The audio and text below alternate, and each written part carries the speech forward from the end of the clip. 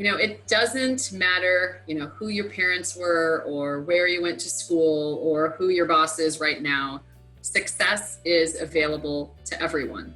It's not reserved for an elite set of people who went to the right school or found the right path or got the right promotion or lived in the right neighborhood. Success is a goal that you can define, and it's all about finding what matters most to you and spending your time on that.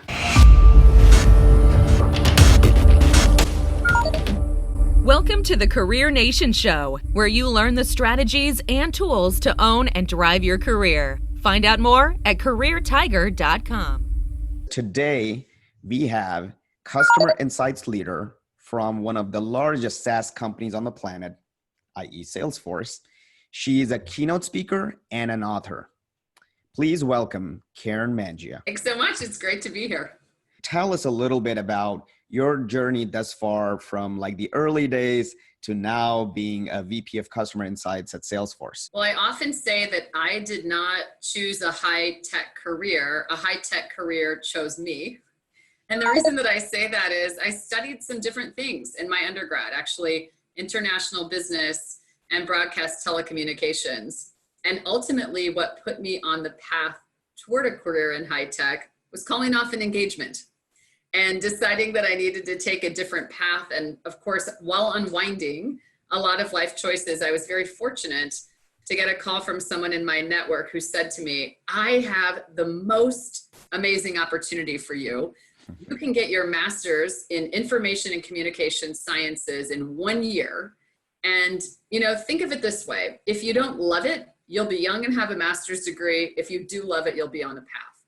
And so it was an interesting set of twists and turns to get there. But what I found once I arrived was I loved the environment of the pace and the innovation and the problem solving.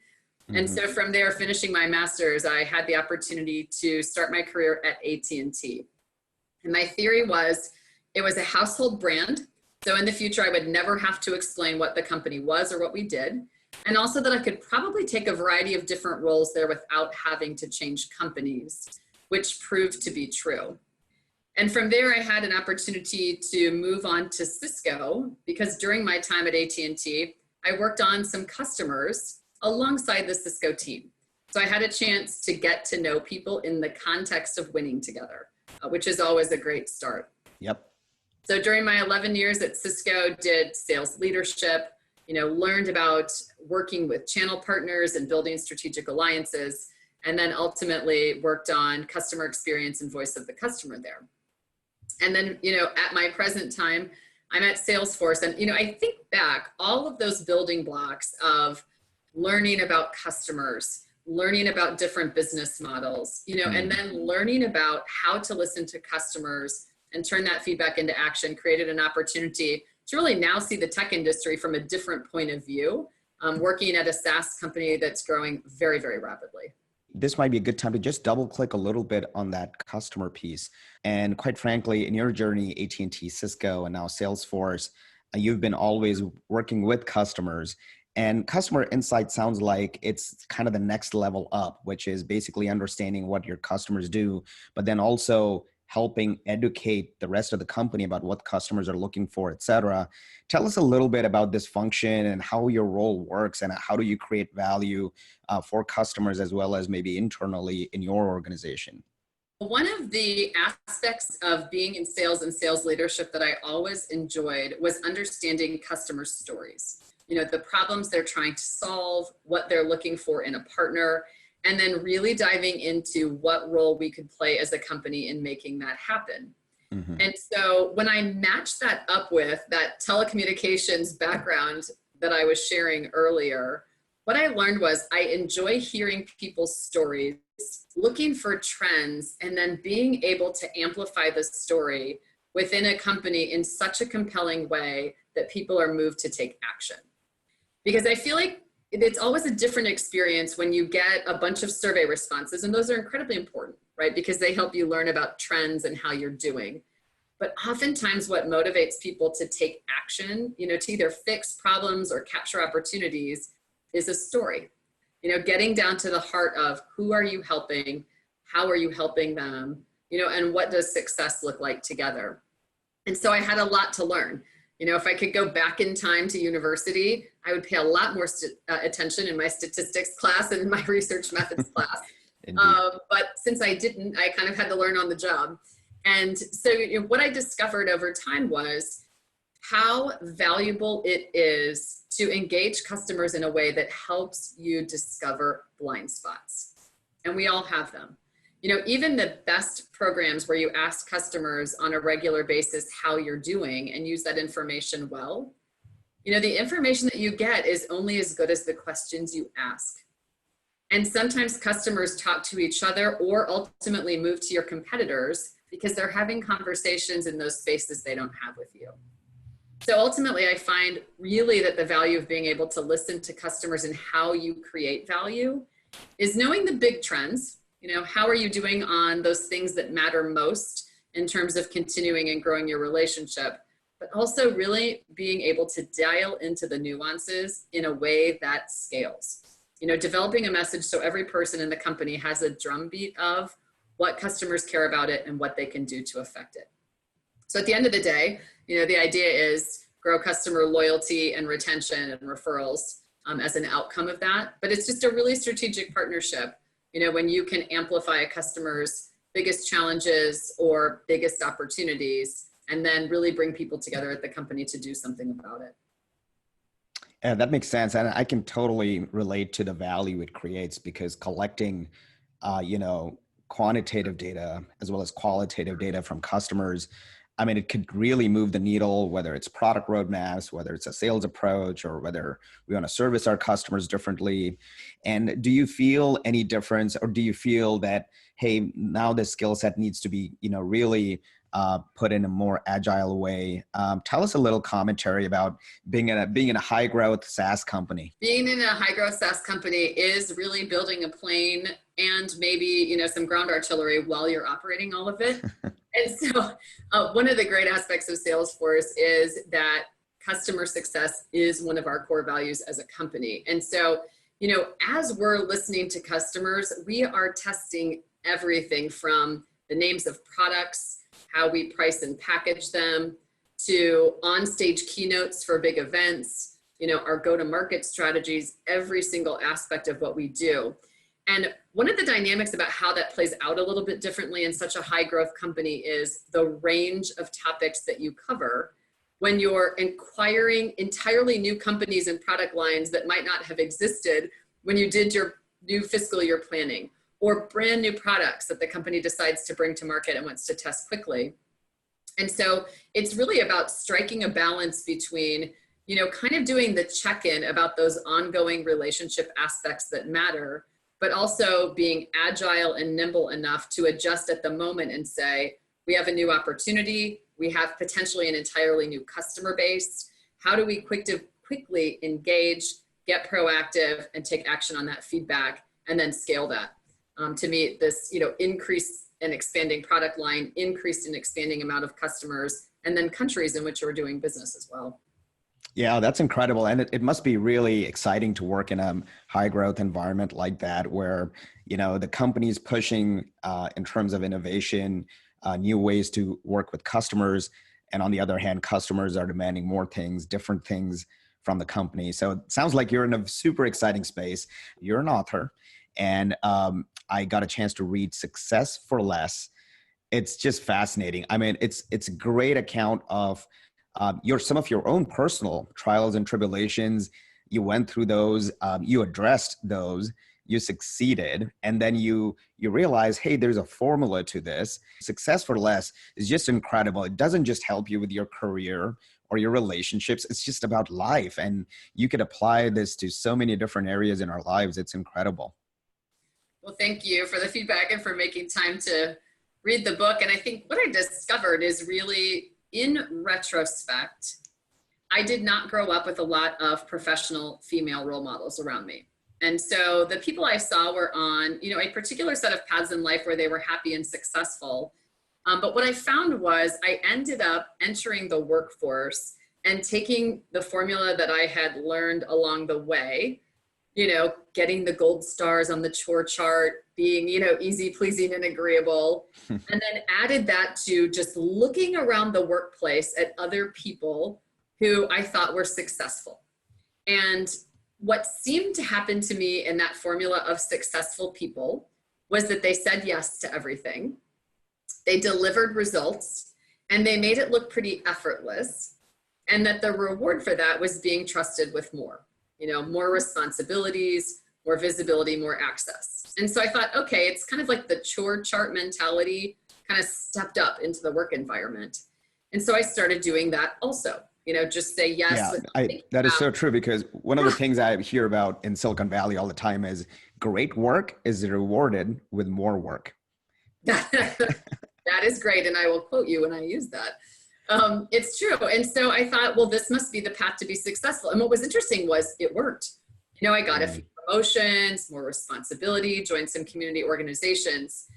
And the challenge for me where it all came crashing down was what no one tells you about living someone else's formula for success is that you might end up with somebody else's life, and that might not suit you entirely. And so in my case, all those yeses ultimately compounded into major medical. I was so overcommitted and under so much stress that it activated a series of very negative unintended consequences with regard to my health that took me ultimately on really an 8-year journey of misdiagnosis and then trying to get well. And so the turning point for me really in that story was the time in my life when I could no longer do more. I literally couldn't do my own formula any longer. And so I really had to confront what mattered most to me. And at that point, I realized my top goal was to get healthy.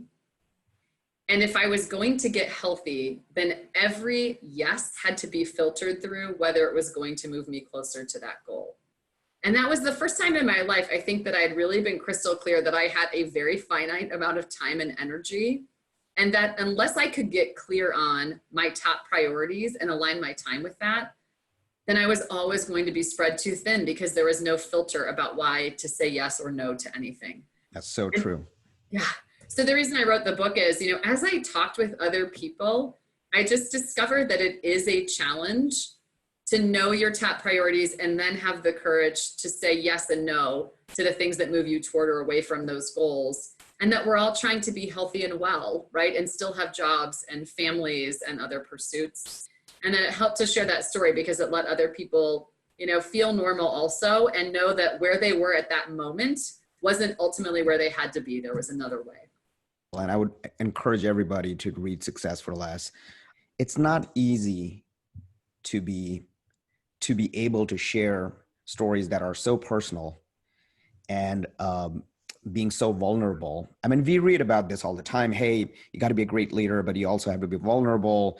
And we know that, but it's hard to do and it takes courage. And how were you able to do it, given that you went through that for 8+ years? How did you muster up the courage and build yourself and kind of really were okay to share your stories with others? One of the best resources that I had and encouragement that I had to show up in a more authentic way was an executive coach that was chosen for me by a very wise boss who knew that if I wanted to continue in my career, that it wasn't always going to be about working harder and proving that I could do more and deliver it. It was really going to be about being an authentic leader who could bring people along in the journey. And how realistic is it to work for someone, who appears to always have all this plate spinning and everything is moving along really well. And so I was shocked when I got connected with this executive coach through work, because I was expecting this classic, we'll talk to your team and your bosses, let's pick a behavior, you'll adjust it. This, after you do it for a certain period of time, this will be the gateway to getting promoted and so on and so forth. And I was shocked when she did do those interviews and then package the conversation of, why do you have these behaviors? Not let's take some feedback and then react to it. It was, what is the underlying root cause of some of these behaviors? And that really became a journey to being more authentic, being more open, and finding new ways to relate to other people who are having those same challenges. Because I think I thought in the workplace, you know, if I shared some of those things, it would hold back my career, or people would think I wasn't capable, right, of taking on more or of leading a bigger team. And it actually wasn't true. It was the opposite. But it took a lot of work, you know, to do that. Now, with that said, as I got to the point of writing the book, I did have kind of a small panic attack right before the book was going to be published, because I suddenly realized, like, oh my goodness, all these people are going to read this story, and not just people I know, people I don't know. And I literally called my publisher and said, I'm not doing this. I don't want the book to be published. And he was like, excuse me? Like, the book is written. It's like ready to go to the printer. I'm like, no, it's too much. I don't want the story out there. It's too much. It's overwhelming. And he was like, okay, let's step away from the ledge. And this is the beauty, right, of having other people in your life who kind of know your circumstances and encourage you, right? And just be the voice back to you to say, what's your goal here, right? And I knew my goal was to be of service to other people, and you can't do that, you know, without sharing your authentic story. Wow, that is so incredible. And there's so many takeaways in that, having people around you that can help you, being of service to others, taking lessons from your own life and helping others, because those lessons could be learned by others without them going through the same amount of pain, etc. Well, why don't we shift gears a little bit and talk a little bit about our favorite things? And this is one of my favorite parts of the show. And this is a part where we ask you questions, and you have to tell us, you know, your favorite things and why do you like them? It's exciting. I feel like I'm on a game show. Yes, it is like a game show. Right? So, Karen, what is your favorite app? So my favorite app right now is an app called Calm, which does all ranges of kind of guided meditation or peaceful music, but it's designed to sort of help you relax and maybe transition out of a busy day, or, you know, be prompted to be present in a moment. I'm loving it. And it's got a whole range of services, but I'm finding that helpful right now with my pause idea. I love it. Yeah, Bill's a great meditation practice. Awesome. Okay, let's go to the next favorite. Your favorite book. Could be fiction, could be nonfiction, business, what have you. My favorite book is To Kill a Mockingbird, and has been for quite some time. And what I love about this story is, you know, if you think about the character Atticus Finch, right, who ends up advocating with regard to social injustice. What I love about the story, even though it definitely has some very sad aspects and outcomes to it, is that he represents a turning point of not only standing up for a different set of values, but also teaching it to his children when it could potentially come at great cost. And to me, it's a story about ultimately how you lead social change, which is one person at a time, one choice at a time, teaching and sharing values with other people. So I absolutely love that book for all those reasons. In addition to it, it's incredibly well written, of course. Yeah, for sure. That's one of the best books I've read as well. And so one of the other things I like about that story is also sort of the problem solving that happens within the story. And yeah, it's just a great book. All right, next one is your favorite quote. I love Daring Greatly. So it's all about, right, it's not the critic who counts. And you know, how many times for all of us, when you're trying something new, or you're thinking about taking a risk, right, or something doesn't work out, do you let the voices of other people who aren't really invested in you or your life matter in terms of your choices? And so I love that quote so much. I actually have the passage framed in my bedroom. So it's the first thing I see when I wake up every day, and it's the last thing I see when I go to bed at night, because it's just such a great reminder that progress comes from being daring, and that does not come without bumps and bruises and having to find ways to get up and rise up again and keep going. So I love it. And the last one in your favorites is favorite restaurant. Asking me to choose a favorite restaurant is like asking someone to choose their favorite child. So I'm going to have to break it down just a little bit. So okay. In the Bay Area in San Francisco, there's a tiny sushi place called Akiko. Get a reservation. It is stunning. It is perfection. When I read the menu, I've never heard of the things, and they're decadent and fabulous and amazing. If I'm in London, I love to eat curry. London, best city in the world for curry, in my opinion. And if I'm in my home city of Indianapolis, I mean, don't tell my doctor this because I'm obviously I'm eating a kale salad. But there's this little tortas place by my house that does the best queso with chorizo that you can imagine. And I'm sure it's part of my health and well-being just because I feel so happy when I'm there and eating it. Absolutely. And we all need our cheat days once in a while, and that's totally cool. Absolutely. Awesome. Hey, that was great. And as we talked about your career journey and we talked about your favorites, do you have certain routines, techniques that you apply maybe on a daily or a weekly basis? For example, do you have a morning routine? Tell us a little bit more about that. Yes. So I am a morning routine of having coffee. That's probably the one that's the most consistent. But a few things over time that I have found work very well for me. So in terms of my work calendar, I try to choose 2 to 3 hours per week of blocked out work time. For myself, I like it best at the end of the week so that I can have a mental parking lot of wrapping up everything that needs to be done and making my list for the next week. And I find that helps me transition into the weekend a whole lot better and be more pleasant and fun to be around. Second piece of the routine that works really well with me is with regard to fitness. So I make a commitment to do 1 Pilates session a week with the trainer, 1 yoga session a week in a class. And I find that even if I do nothing else, at least I know I have those 2 appointments and they are life-changing just in terms of focus on being well, stretched out, present, mentally clear. Those things I'm pretty religious about. Another one is just on the kind of social front, 2 of my regular traditions, because I believe part of, what makes life rich and well are the relationships that we have with people and making time really to enjoy those. Yep. So a couple of favorites. I'm fortunate that my 95-year-old World War II veteran grandfather is still living. So Sunday afternoons are my time with my grandfather. Yeah. And then I've been in a book club with essentially the same group of fantastic women for quite some time now, really since 2001. And that is my one sacred night a month on my calendar that no matter where I'm traveling, what meetings I've been in, how my day went, I am there, I am engaging, I'm having fun, and being really anchored and grounded there.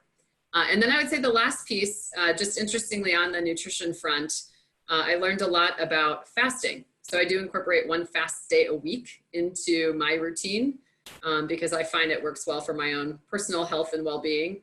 I know lots of people are starting on the intermittent fasting and so forth. Yeah. That is a great part of my routine. It just kind of resets, your cravings, your mindset, and where you spend your time and energy that day. There's so many nuggets there. I would love to unpack if I had more time. Let me ask you a few more questions in terms of sort of getting ready, for example, getting ready for a big meeting or getting ready for a big workshop that you may have with a customer. Are there things that you like to do before that helps you put you in a better state or puts your team in a better state? Are there techniques or tools that you like to use to do that? Yeah, so I found a couple of things that help in terms of getting ready for a big meeting is, first of all, I do like to take a few sessions or even small snippets of time to go through that content or outline with some other people. Because what I find is just even a couple of either practice runs or asking someone else, is my message coming through, helps me feel more calm about the conversation. And that even if it shifts, I'm clear up front. Like if an hour meeting becomes a 30-minute meeting, becomes a 15-minute meeting, becomes 5 minutes, I know I can hit the 2 key points and ask my 1 key question and still walk away feeling like that preparation was time well spent. As opposed to feeling panicked of, oh my goodness, we only have 5 minutes, or we got interrupted 4 times, now what? The second piece is, I try to think about what does a successful outcome of that conversation look like? Right? Because sometimes it's truly about relationship building. Sometimes it's to resolve a problem. Sometimes it's to compel someone enough that they want to meet with you again, but really zeroing in with people, especially when there's multiple people in the meeting. What does success look like? Because again, if we get into a time crunch or things go sideways, how do we sort of return to that objective And maybe even test it with the customer at the beginning of the meeting. What does success look like to you? Those are a couple of things that I think just help make great use of the time and also help you stay focused and not look flustered if things go a radically different direction or, the priorities or timeline or meeting attendees change a little bit. Yeah, that's great. I think I really like the peer review. I loved asking the customer up front. I think those are great ways to making it more effective and makes a better experience for everybody. Karen, this has been great. As we wrap up our session, are there any key messages that you would like to share with the listener? A couple of things come to mind. The first one is, it doesn't matter, who your parents were or where you went to school or who your boss is right now. Success is available to everyone. It's not reserved for an elite set of people who went to the right school or found the right path or got the right promotion or lived in the right neighborhood. Success is a goal that you can define, and it's all about finding what matters most to you and spending your time on that. And I would say the second part of it is, where you are now is not necessarily indicative of where you have the potential to go. So if you're feeling stuck or overwhelmed or unhealthy or whatever your situation might be, just because that's where you are at this moment doesn't mean that's where you'll always have to be. And it's easy to lose sight of that, I think, in really difficult times or setbacks or when you're at a crossroads. There's just always an opportunity to choose another path and to engage other people in helping you get there, which is the best way to do it, right? The support makes all the difference in the world. But your life still is full of potential. You're still full of potential, regardless of what other detours or alternate paths you might have taken. Career Nation, the last 2 minutes were just pure gold right there. I would highly encourage you to rewind and listen again to the last 2 minutes. Karen, this has been incredible. If folks want to get in touch with you, they want to message you, what's the best way to do that? You can find me a couple of ways. I'm on Twitter at Karen Mangia. You can find me on LinkedIn. And also you can drop me a message to my personal email, which is kemangia@hotmail.com. Awesome. Karen Mangia, thank you so much. Wish you all the wonderful success ahead, and we'll hopefully connect with you sometime in the future. Sounds great. Thanks so much for the time and the opportunity. I appreciate it.